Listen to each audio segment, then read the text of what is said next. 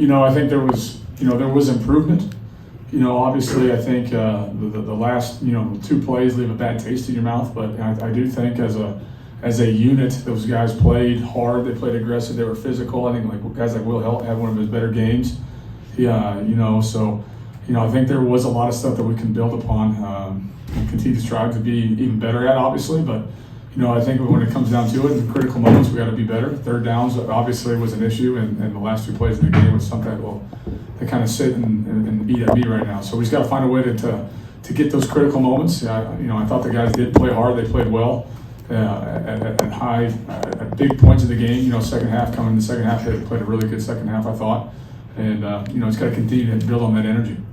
Do you think it can serve as a confidence booster of sorts heading into the final stretch of the season? Sure, I think so. I think whenever you play well, whenever you do good things, that's going to be something where it should build confidence, right? And then you just got to find out what were the issues, and then obviously get those addressed and fixed ASAP. I think those guys they practiced well, like all year long. They've practiced well. I think just to get the idea of going to translate that into game day, that's payday. I think those guys actually went out there with that mindset to go like, let's translate what we've done all the last 2 weeks and do great things on the field. They did that. So hopefully that translates into some confidence, and then we got a great challenge ahead of us this week to go play again. So that confidence hopefully carries forward.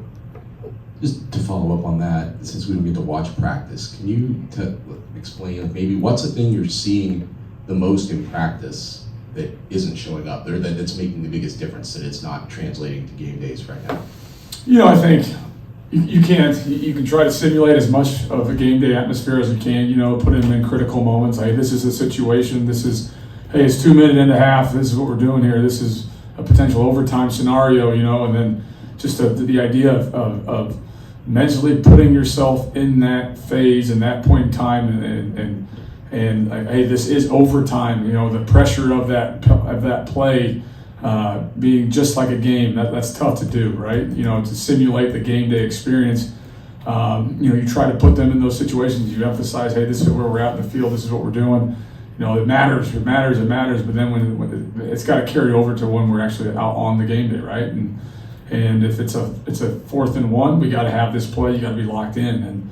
And at practice, it's like, all right, what's going to happen at practice? And then there's no consequence, right? And you have to keep emphasizing that too. Like this is going to how you practice is how you're going to play, and we just got to keep creating that type of atmosphere and feeling of those guys, like making them uncomfortable, so that way it's comfortable on game day. What has Ross-Ade done to push himself up the depth chart? He's just continually gotten better. I think from where he was in spring to where he's at now. It's funny, we had this conversation on Sunday night.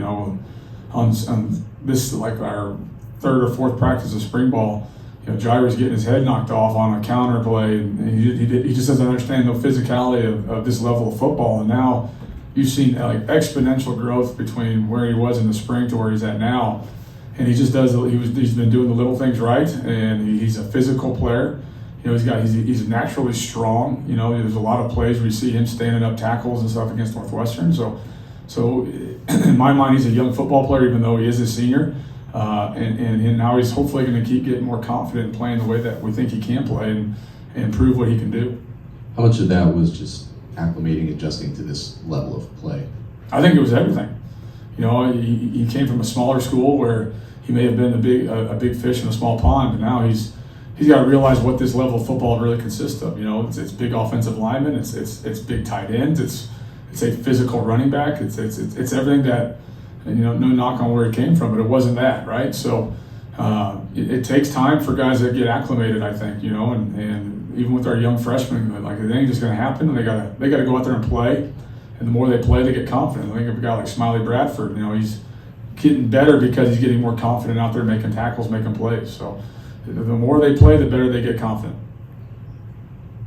Kevin, I think back to after the game Saturday, and I saw Cole kind of slam on the ground. He was very frustrated with the way that ended. Is that maybe the best testament to this team? Is they're still fighting? They're still in a season like this. It's easy to give up, and these guys have continued to play for each other. Yeah, man. Like these kids are unbelievable, and they deserve more. And we told them this as coaches, like when you guys lead this team, when you guys are patrolling each other. When you guys care so much, that allows us to hopefully coach and find those little details, right? So, you know, these guys practice hard. Like the year has not gone the way that we have anticipated it going. But these guys go out there and they fight, they prepare, you know, they practice hard, they do everything that we're asking them to do, and now we just got to, you know, that you keep doing good things. And I don't know when it's going to happen, you know, but good things will happen to these kids, right? And it may be this week, it might be next week, it might be the week after, I don't know.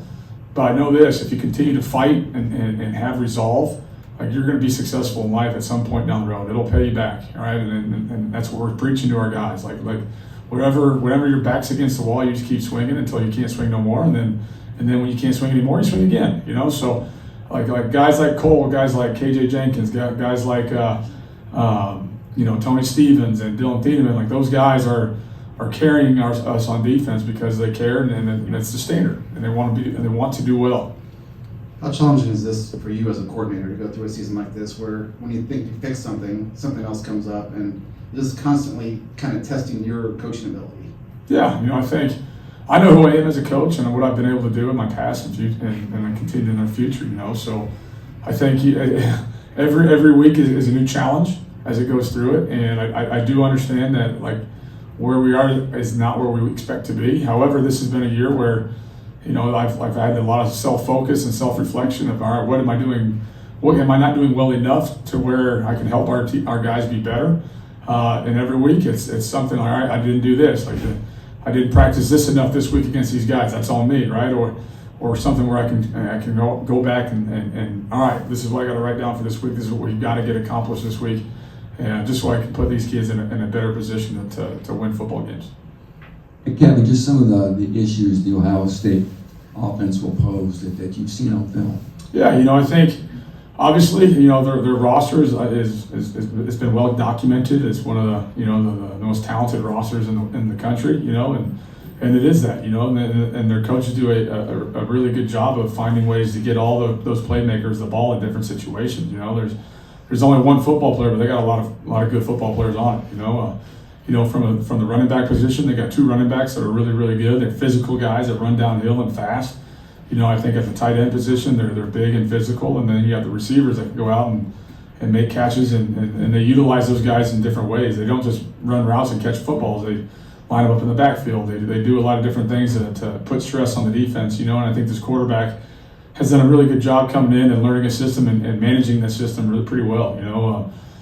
So, you know, there's obviously going to be some challenges for us up front and on the back end, but shoot, man, let's go play. You know, let's put the ball out there and have some fun. More questions for Coach Kane. All right, thank you, Coach. All right.